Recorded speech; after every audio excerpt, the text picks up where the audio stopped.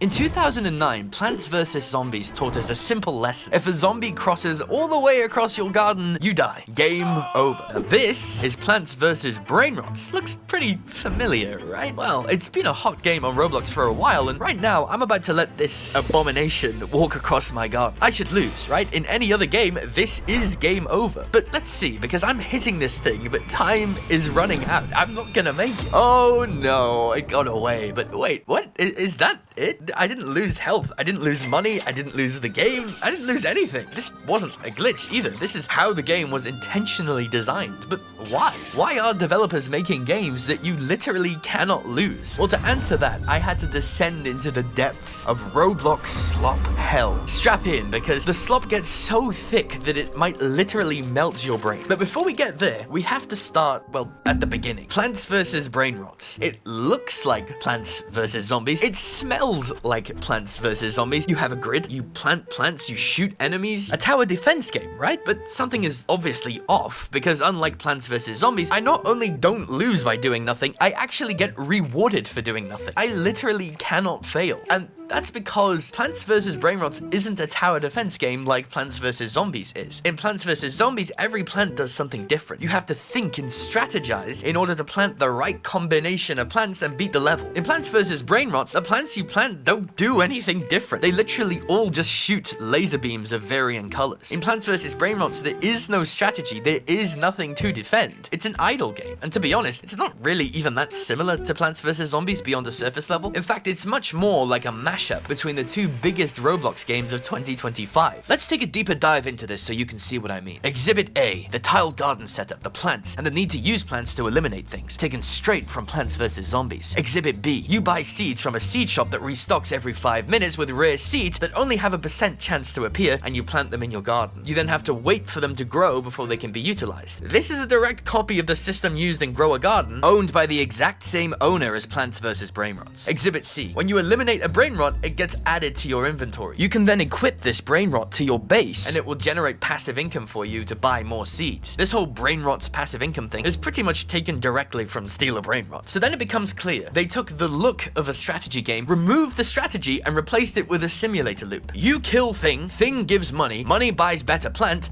kills bigger thing. You've seen this loop a million times, right? Same old, same old. But wait a second, why exactly is this loop so common? Well, apart from its primal me like numbers go up appeal, which admittedly is a huge part of it, particularly for younger players, a simulator is much easier than a tower defense game to develop, balance, and most importantly, monetize. Do you want the plants with the highest damage numbers, the ones that can give you the best Brainrots that generate the most money? Well, you can get them in this limited time offer. Check it out, the Outlaw Plant Crate. Only 250,000 exist, so get one now before they're gone for only 249 Robux. Wait, 249 Robux per crate? It's a little steep, don't you think? Especially since the rarest plant only has a 1% chance to spawn, and wait, what's that thing on the end? Well, that is the odds that a plant you obtain from this crate will have a neon mutation, upping its sale value and damage numbers. These numbers are completely insane. There's a 1% chance to get the neon mutation. Okay, rare, but doable. But wait, inside that 1% chance, there is a 5% chance to get the rarest neon mutation. So let's do the math. 1% of 5% is a 1 in 2,000 chance. To guarantee this item, statistically speaking, you would have to open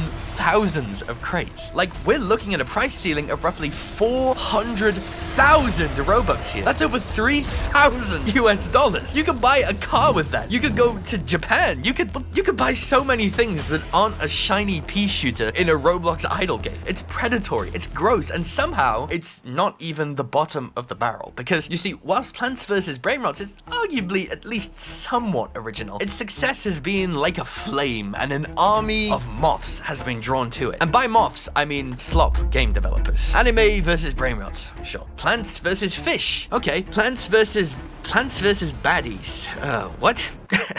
We went from fighting zombies to Brainrots to fighting women. Okay, I mean 40-ish% of Roblox players are under 13. I don't know why we're making games about fighting baddies, but I guess I just have to check it out now. So I clicked play, I loaded in, expecting, you know, honestly, I don't know what I was expecting, but look at this. It is the exact same game. They didn't even change the UI. They just swapped the Brainrot models for, well, women. It's a carbon copy. It's a literal clone of a clone. This game exists exists right at the bottom of the slopverse, divinely uninspired to a hellish extent. The whole thing is just horrible. Its concept is inappropriate, it's unoriginal, it has the same scummy monetization practices as Plants vs. Brainrots, and it seems to exist solely to make money. It's also not an isolated incident in the world of Roblox. For every successful Roblox game, there are thousands of clones hoping to get a slice of the pie. As well as that, the platform hosts several games that are pretty much direct rip-offs from a game outside of Roblox, usually a successful indie title from Steam. For example, A Dusty Trip is just a clone of The Long Drive. Climb is just a clone of Peak. TCG Card Shop Simulator is just a clone of TCG Card Shop Simulator. Wow, really? The point is though, it pays to be unoriginal, at least on Roblox. These games are attracting player counts in the thousands. Collectively, they've likely made millions of dollars from in-app purchases. That's big money. And of course, Roblox, who takes a 70% cut, massively benefits from this. But this does get me thinking, why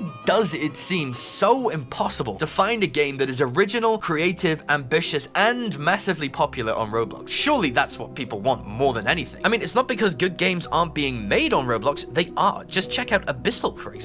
If you haven't played Abyssal, do it. It's like if the divine beast from Zelda and a traditional Roblox obby had a baby. It's gorgeous, it's creative, it's original. But here's the tragic part. Abyssal never pushes you to buy their in-app purchases. It's short and it has a very clear, definite end. And because it has an end and respects your wallet, the Roblox algorithm hates it. Let me explain. Remember at the beginning of this video, the reason you literally cannot lose in Plants vs. Brainrots? It's retention insurance. Roblox answers to shareholders. Shareholders like the line. The line always has to go up. The line goes up when you stay online for 5 hours AFKing in order to get the best Brainrots. The line goes up when you spend $3,000 on a plant. The line goes up when you come back every single day and keep playing forever. A game like Abyssal doesn't make the line go up. As I said, it respects your wallet and your time. It's designed to be a good experience, not a maximally retention optimized and monetized product. The Roblox algorithm hates this. The algorithm is designed for slop like Plants vs. Brainrots. And Roblox is very open about this, by the way. Their design documents explicitly state that they reward games for, quote, engagement, retention, and monetization. This isn't a big secret or anything. I mean, Roblox literally pays developers for every minute a player spends in game with engagement-based payouts. Plants vs. Brainrots capitalizes on this particular mechanism very well. A losable game is a quittable one. So if you literally cannot lose, like in Plants vs. Brainrots, it makes it much easier to just stay forever, and the developer gets paid handsomely for that. The problem is, though, is that this approach to games creates a race to the bottom, a strong incentive to only ever create profit extraction machines aimed at children. And that's why good games like Abyssal nearly always lose to the slopverse. But here's the beautiful thing. We do have a choice. If we want to see more actual creativity on Roblox, we can choose to reward the games that are creative with our time. We can choose to support the developers making the weird, short, beautiful games. And we can choose to fight back against the slopverse if we just remember one simple thing, that the power is in our hands.